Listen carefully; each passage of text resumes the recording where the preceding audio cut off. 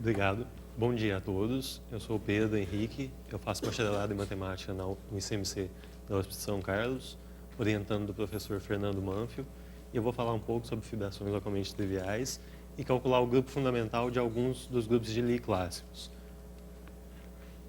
Eu vou começar com uma introdução, tentando contextualizar um pouco dessa ideia de fibrações localmente triviais e grupos de homotopia no contexto da topologia algébrica. Vou falar brevemente dos grupos de homotopia, fazer a construção desses grupos, falar sobre fibrações e mostrar como que a gente pode usar essa ideia para calcular, em particular, o grupo fundamental, e fazer essa conta para alguns grupos de Lie clássicos, que são grupos de matrizes. E se o tempo permitir, eu quero fazer uma observação sobre um problema em homotopia que ainda está em aberto e passar as referências.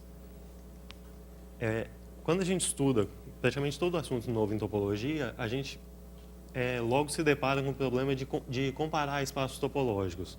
Normalmente a gente quer mostrar que dois espaços não são iguais do ponto de vista da topologia, ou seja, que eles não são homeomorfos. E a maneira mais usual de fazer isso é construir invariantes topológicos, ou seja, propriedades que são preservadas por aplicações contínuas que um espaço vai ter e o outro não. Se a gente consegue encontrar isso, a gente pode mostrar que eles não são iguais do ponto de vista topológico. Isso também se aplica aos grupos de homotopia, que também vão ser invariantes, mas eu quero colocar essa questão de uma maneira um pouco diferente. Dado um espaço topológico, como que eu posso associar um grupo ou uma sequência de grupos a esse espaço, de maneira que eu possa utilizar ferramentas da álgebra para estudar a estrutura topológica desse espaço? Em particular, eu quero que essa associação leve transformações entre espaços em transformações entre grupos. Ou seja, eu quero levar aplicações contínuas em homomorfismos de grupos. Se eu conseguir fazer isso, em particular, eu vou ter um invariante topológico. As primeiras respostas que a gente obtém para esse problema são o grupo fundamental e os grupos de homologia, mas esses grupos eles têm uma certa deficiência, eles não resolvem todos os problemas. Uma outra proposta é analisar os grupos de homotopia, que fornecem mais algumas respostas. Feita essa associação, a gente se depara com um outro problema mais prático, que é calcular esses grupos. Em particular, eu posso perguntar como calcular o grupo fundamental de um espaço topológico arbitrário. O que eu quero mostrar aqui é uma ferramenta para fazer esse cálculo, que é utilizando fibrações localmente triviais e o conceito de sequência exata de homotopia. Então, eu começo com um espaço topológico X, um subespaço não vazio e um ponto desse subespaço. Para n maior ou igual a 1, eu vou considerar o conjunto das aplicações contínuas do cubo unitário n-dimensional, ou seja, produto cartesiano de n cópias do intervalo fechado 0, 1, no espaço X, satisfazendo duas propriedades. Eu quero que a face que tem a última coordenada igual a 0 seja levada no subespaço A. Essa face eu vou identificar com um cubo unitário de dimensão n-1. E as demais faces da fronteira do quadrado, que eu vou denotar por Jn-1, seja levada nesse ponto que eu fixei. Em particular, quando A é só o ponto, eu vou omitir o A da notação, vou denotar sem o A daquela maneira. E nesse caso, eu também posso fazer essa construção para n igual a 0, identificando ponto a ponto com o espaço X. Eu vou denotar por πn xa x0 as classes de homotopia desse conjunto de aplicações, exigindo que as deformações contínuas preservem essas duas propriedades, de mandar a face Tn igual a 0 no subespaço e as demais faces no ponto. Nos casos particulares em que n igual a 0, esse conjunto pode ser identificado com as componentes conexas por caminhos do espaço X, e o caso n igual a 1, com as classes de homotopia dos caminhos fechados que começam e terminam naquele ponto. E é daí que a gente vai recuperar a noção de grupo fundamental. Agora eu quero munir esse conjunto das classes de homotopia de uma operação de modo a torná-lo um grupo algébrico. Então eu vou considerar a operação de concatenação como definida ali. Intuitivamente eu tenho dois cubos unitários onde as aplicações estão definidas, eu vou contrair os dois na metade ao longo da primeira coordenada e colar um na frente do outro. Isso vai estar bem definido para n maior ou igual a 2, ou para n maior ou igual a 1, quando o subespaço A é somente o ponto x0, e a gente pode mostrar que essa operação depende apenas das classes de homotopia das aplicações, então ela passa ao quociente, e com essa operação, os conjuntos das classes de homotopias se tornam de fato grupos algébricos. A gente diz que o πn xa x0 é o enésimo grupo de homotopia relativo ao par xa, com base naquele ponto, E o PNXX0 é o enésimo grupo de homotopia de X com base no ponto. Em particular, para n igual a 1, a gente diz que P1XX0 é o grupo fundamental do espaço X0 com base naquele ponto. Essa escolha de um ponto no subespaço ela pode trazer alguns problemas, no sentido que pode ser um pouco difícil trabalhar com invariantes quando eu tenho um ponto fixo. Então, eu quero remover essa restrição. E, de fato, quando os espaços X e A são conexos por caminhos, o papel desse ponto é irrelevante, no sentido de qualquer caminho ligando dois pontos que eu fixo, eles vão induzir um isomorfismo entre todos os grupos de homotopia.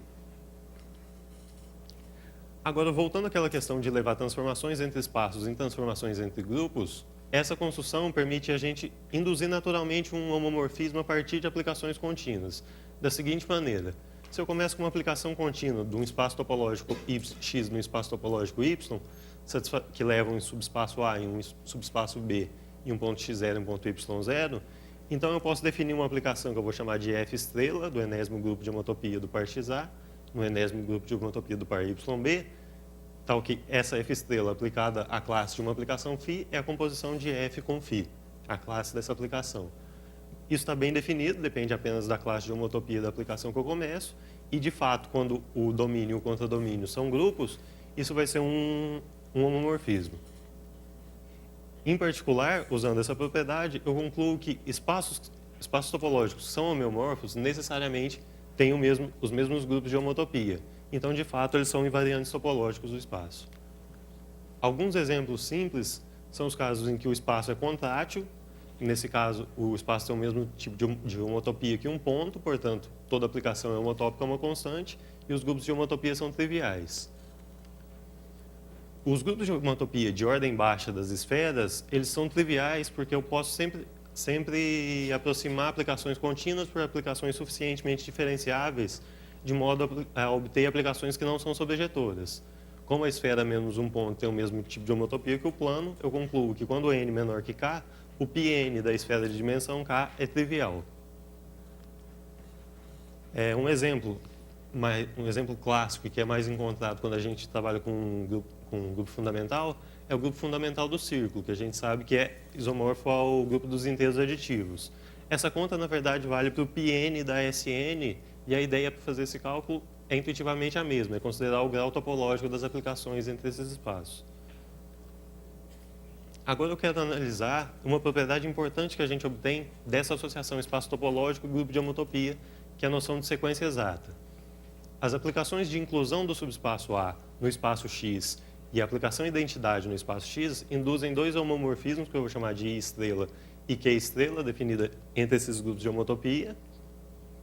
E eu vou definir também, para n maior ou igual a 1, um operador chamado operador bordo do πn do par XA no πn menos 1 do subespaço A, tomando a restrição de uma aplicação qualquer à face com última coordenada 0. Essa aplicação, novamente, está bem definida, depende apenas da classe de homotopia da aplicação que eu considero, e, de fato, é um homomorfismo quando n maior ou igual a 2. O primeiro resultado que a gente tem, então, é o teorema 1, que afirma que a sequência da equação 1 é exata. Dizer que essa sequência é exata significa que, quando eu considero dois homomorfismos, duas aplicações consecutivas, por exemplo, o operador bordo I estrela ou I estrela e Q estrela, a imagem da primeira coincide com o núcleo da segunda. Mesmo no final da sequência, quando as aplicações não são homomorfismos, porque eles não têm estrutura de grupo, a gente pode falar em sequência exata porque o núcleo pode ser identificado com a imagem inversa da classe de homotopia da aplicação constante. Então, faz sentido falar de sequência exata. Bom, agora eu quero relacionar isso com a ideia de fibração localmente trivial para poder fazer algumas contas. Essa ideia de fibração não surge não somente como ferramenta para calcular grupos de homotopia, mas também quando a gente tenta formalizar a ideia de um espaço topológico ser localmente um espaço produto. Ou seja, como que eu posso ver um espaço topológico como parametrizado por um segundo?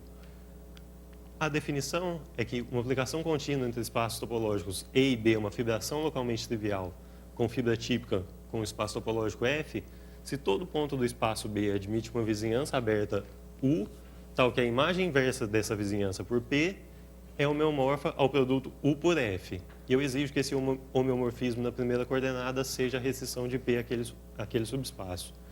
Nesse caso, a gente diz que E é o espaço total da fibração, B é o espaço base, e a imagem inversa por P de cada ponto do espaço base é a fibra sobre aquele ponto. Nesse caso, a gente denota daquela maneira, F, seta E, seta B. Essa notação vai fazer um pouco mais sentido quando a gente olhar para a sequência exata. Dois exemplos simples. O primeiro é o exemplo canônico, trivial, é a fibração produto. Se eu considero o espaço total como produto do espaço base e da fibra típica. Um exemplo um pouco menos imediato é considerar o espaço euclidiano menos a origem, dimensão n mais 1, como uma fibração sobre a esfera com fibra típica igual à reta. A aplicação que é a fibração mesmo, é a projeção do espaço euclidiano sobre a esfera dividindo pela norma do ponto. E a gente pode mostrar que é de fato uma fibração pela definição, definindo uma trivialização em todo o espaço daquela maneira. Alfa de x é a projeção na primeira coordenada e na segunda é o logaritmo natural da norma do ponto. Para quem já estudou um pouco de recobrimento, essa ideia de fibração localmente trivial, ela é, de certa forma, uma generalização. Isso porque toda fibração localmente trivial pode ser vista como uma aplicação com fibra típica discreta, pode ser vista como uma aplicação de recobrimento. E, reciprocamente, sempre que a gente tem uma aplicação de recobrimento cuja base é conexa, isso é uma fibração localmente trivial cuja fibra típica é um espaço discreto e a cardinalidade é a mesma das fibras do recobrimento. Também, nesse sentido, a fibração localmente trivial generaliza a propriedade de levantar caminhos dos recobrimentos. De fato, toda fibração localmente trivial tem a propriedade de levantamento de caminhos para o espaço total e também levanta homotopias definidas no cubo unitário, da base, para o espaço total. Utilizando essa propriedade, a gente pode mostrar que a aplicação induzida pela fibração do grupo de homotopia do par espaço total fibra sobre um ponto B0 sobre o enésimo grupo de homotopia da base é uma bijeção. Isso porque ela vai ser injetora, porque se eu considero duas aplicações, a imagem por P vai ser igual, eu levanto a homotopia das duas para o espaço total por essa propriedade de levantamento, e sobre a injetora porque eu posso exigir que uma aplicação no Pn da base seja constante na fronteira do cubo unitário. Também uso o levantamento para passar para o Pn, espaço total, fibra sobre um ponto. Agora eu quero olhar para a sequência exata sequência exata de homotopia do espaço total, fibra sobre um ponto e espaço base, fazendo algumas substituições. Eu quero substituir o enésimo grupo de homotopia da fibra sobre um ponto pela fibra típica e o enésimo grupo de homotopia do par espaço total, fibra típica, pelo enésimo grupo de homotopia da base, usando o teorema 2. E, de fato, a gente pode definir aplicações iota estrela e delta estrela, tal que aqueles dois diagramas comutem. Ali, H estrela é um homeomorfismo entre a fibra sobre um ponto e a fibra típica, e P estrela é a bijeção dada pelo teorema 2, o del é o operador bordo, novamente o H estrela aparece no segundo diagrama. Se a gente usar a sequência exata e essas substituições, a gente conclui que a sequência de homotopia Pn da fibra, Pn do espaço total, Pn da base, Pn-1 fibra, Pn-1 espaço total, Pn-1 base, é uma sequência exata, conforme a equação 2. Eu quero só fazer uma observação do que acontece no final dessa sequência. Vou voltar um pouquinho. Se eu olhar para os 4 últimos termos, ali a partir de 4 termos depois do π1 do espaço total, eu tenho uma sequência exata, mas aquela delta estrela não é um homomorfismo de grupos. Isso porque π0 da fibra não é um grupo. Entretanto, essa delta estrela ela satisfaz uma propriedade que, de certa forma, é teorema de núcleo-imagem. A gente pode mostrar que ela induz uma objeção no quociente do π1 da base pelo núcleo da delta estrela, que pela sequência ser exata é exatamente a imagem do P estrela, com a imagem do delta estrela, que é o núcleo da iota estrela. No caso em que a fibração é um recobrimento, o grupo fundamental da fibra é trivial, então a aplicação P estrela é injetora, então a gente pode identificar a imagem de P estrela com o grupo fundamental do espaço total, E se a gente exige ainda que o espaço total seja conexo por caminhos, então seu π0 é trivial, e nesse caso, delta estrela induz uma objeção no quociente do grupo fundamental da base pelo grupo fundamental do espaço total sobre o π0 da fibra. Como a fibra é discreta, isso pode ser identificado naturalmente com toda a fibra.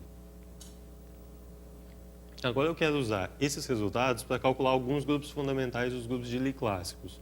Para quem nunca estudou ou nunca viu esse termo de grupo de Lie, eu posso imaginar sempre que eu estou trabalhando com um grupo de matrizes, visto como um subconjunto do Rn para um N apropriado e com a estrutura diferencial induzida.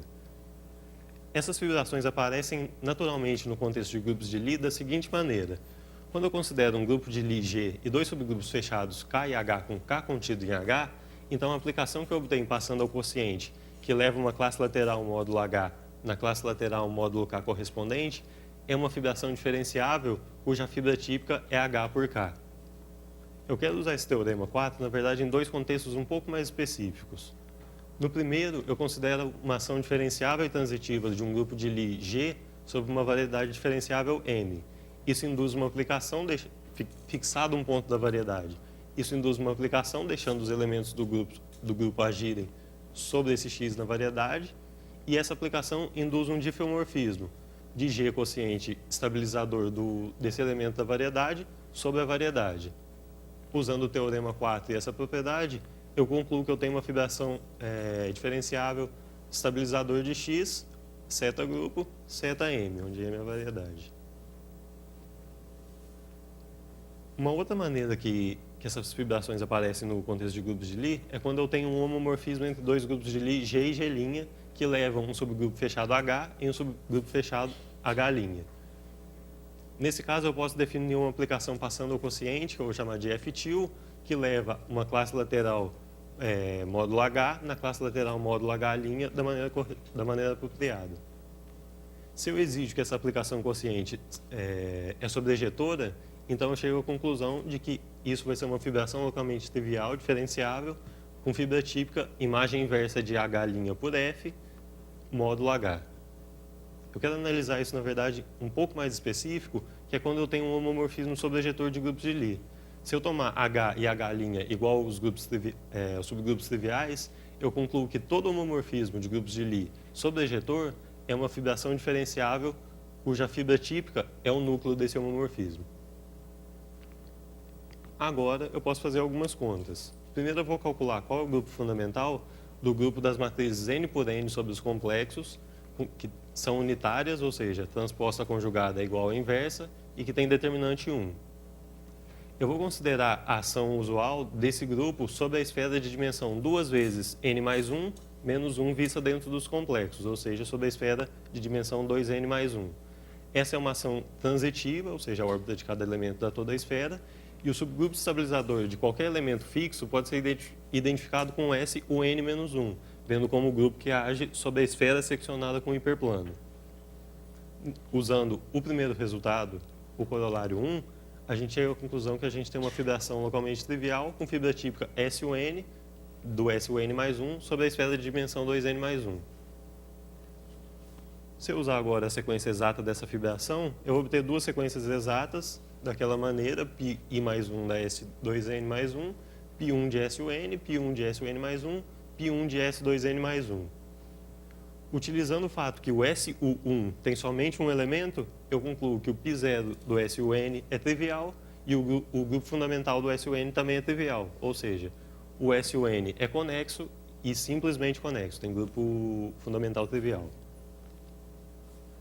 Utilizando também esse último exemplo, eu posso calcular qual é o grupo fundamental das matrizes unitárias, ou seja, matrizes N por N sobre os complexos, que tem inversa igual a transposta conjugada. Eu vou considerar a aplicação determinante que sai desse grupo de matrizes para o círculo unitário. Toda matriz unitária tem determinante com um valor absoluto igual a 1. Então, ela está bem definida, é um homomorfismo sobrejetor de grupos de Lie, então é uma fibração diferenciável cuja fibra típica é igual ao núcleo da aplicação determinante, que é exatamente o SUN.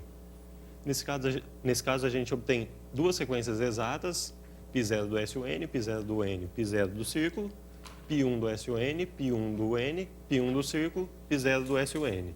Se a gente usar o exemplo anterior e a propriedade que grupos de homotopia de ordem baixa das esferas são triviais, a gente conclui que o N é conexo e que o grupo fundamental do N é isomorfo ao grupo fundamental do círculo via aplicação induzida pelo determinante. Mas esse grupo fundamental a gente sabe que é isomorfo ao grupo dos inteiros aditivos. Agora eu quero fazer uma conta do grupo fundamental das matrizes ortogonais com determinante 1. No caso n igual a 1, isso é trivial porque esse grupo tem somente um elemento. Quando n é igual a 2, esse grupo é isomorfo ao círculo, portanto tem grupo fundamental igual aos inteiros aditivos. Se eu fizer um raciocínio análogo ao que eu fiz para o S e o N, eu concluo que todos os grupos de homotopia, todos os grupos fundamentais de SON para n maior ou igual a 3 são isomorfos. Então basta fazer o cálculo para o caso n igual a 3. Nesse caso, eu vou utilizar a propriedade de que eu consigo exibir um homomorfismo sobrejetor de grupos de Lie entre o SU2 e o SO3, identificados com o grupo ortogonal especial sobre a álgebra de Lie do SU2. Na prática, o que eu preciso é que eu tenha um homomorfismo sobrejetor do SU2 para SU3 e que o núcleo desse homomorfismo é mais ou menos a identidade. Pela observação que eu fiz após exibir a sequência exata de homotopia da fibração, eu concluo que eu tenho uma bijeção um recobrimento diferenciável via esse homomorfismo de grupos de Lie e que vai induzir uma bijeção entre o π1 do SO3 e o π1 do SU2 com o núcleo desse homomorfismo. Como esse núcleo tem somente dois elementos e o π1 do SU2 é trivial pelo primeiro exemplo que a gente fez, eu concluo que o π1 do SO3 tem dois elementos. Então só tem uma opção, ele é isomorfo a Z2. Ou seja, o grupo fundamental do SON para n maior ou igual a 3 é isomorfo ao Z2. Por fim, eu quero calcular os grupos fundamentais da componente positiva do grupo linear geral sobre R, são as matrizes n por n sobre os reais com determinante positivo, e do grupo das matrizes n por n reais com determinante 1. Para as matrizes n por n reais com determinante positivo, eu posso induzir, aplicando ortonormalização de Gram-Schmidt às colunas da matriz, uma retração do grupo linear geral, a componente positiva do grupo linear geral, sobre o SON. Essa retração, na verdade, é a aplicação que manda cada matriz sobre a matriz obtida aplicando o processo às suas colunas. Essa retração ela vai induzir um difeomorfismo entre o produto de SON por T e o grupo linear geral, a componente positiva do grupo linear geral sobre R. Só que esse esse T é o subgrupo das matrizes triangulares com entradas positivas na diagonal. Mas esse espaço é contrátil, eu posso ligar cada elemento desse tipo com a matriz identidade linearmente. Como ele é contrátil, eu concluo que a aplicação de inclusão do π1 da SON na componente positiva do grupo linear, no π1 da componente positiva do grupo linear geral sobre R é um isomorfismo. Mas o π1 da SON a gente já calculou. Ele é 0 para o caso n igual a 1, é o grupo dos inteiros para n igual a 2 e Z2 para n maior ou igual a 3. E pelo último resultado, esse é o grupo fundamental do GLNR+. Por fim, para calcular o grupo fundamental do grupo linear especial sobre R, da matriz n por n, eu vou usar a aplicação logaritmo do determinante, definido no GLNR+, da reta. Como isso daí é um homomorfismo sobrejetor de grupos de Lie, é uma fibração diferenciável cuja fibra típica é o núcleo desse homomorfismo, que é exatamente o SLNR. Como a reta é contrátil, eu chego à conclusão de que o grupo fundamental do SLNR é isomorfo ao grupo fundamental da componente positiva do grupo linear geral n por n sobre R. Ou seja, são os grupos fundamentais exibidos na equação 6. Para concluir, eu quero só apresentar rapidamente um problema em aberto em homotopia, usando os termos que eu passei aqui na apresentação.